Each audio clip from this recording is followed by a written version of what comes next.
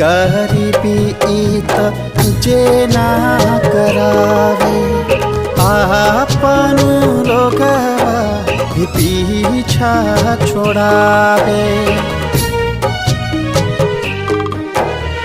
होखे के चाही जेकरा हाथे खिलौना, ओकरा भइल आज बर्तन बझौना।